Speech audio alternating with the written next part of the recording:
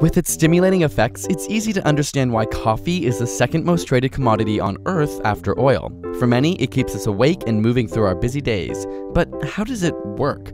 What exactly does coffee do to your brain? Whenever you're awake, a chemical called adenosine slowly accumulates in your brain, and this adenosine binds to receptors which slow down brain activity. Ultimately, the more adenosine there is, the more tired your brain feels, which makes sense as the longer you're awake, the more fatigued you become. Conversely, while you sleep, the concentration of adenosine declines, gradually promoting wakefulness. But it turns out that the caffeine in your coffee is incredibly similar to adenosine in structure. The caffeine works its way through your bloodstream and into your brain, where it starts to compete and binds with adenosine receptors.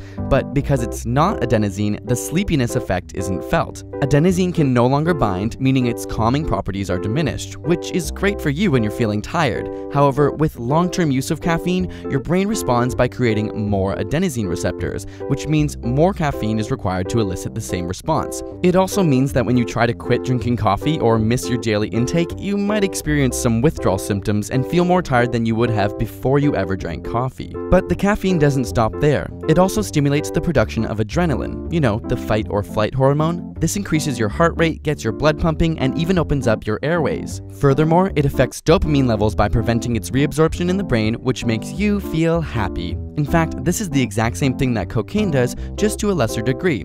It's a drug after all. This dopamine stimulation is also the aspect of coffee that makes it moderately addictive. So, can you drink too much coffee? It turns out there is a lethal dose of caffeine, which is somewhere around 150 milligrams of caffeine per kilogram of your body. This means if you weigh 70 kilograms, you would require 14,000 milligrams of caffeine to overdose. Put into perspective, an average cup of coffee contains roughly 150 milligrams of caffeine, meaning if you're 70 kilograms, approximately 70 cups of coffee would kill you. However, you'd have to drink those cups all at once, making it effectively impossible to overdose on caffeine from coffee, since you wouldn't be able to physically fit that much in your stomach.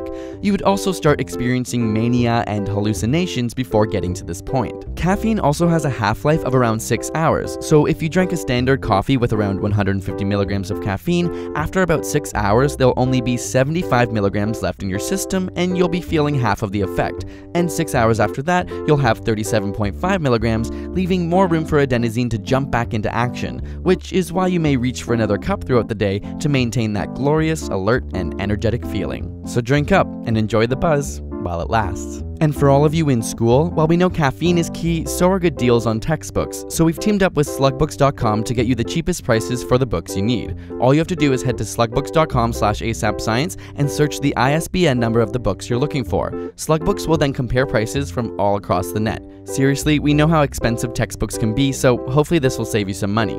Got a burning question you want answered? Ask it in the comments or on Facebook and Twitter. And subscribe for more weekly science videos.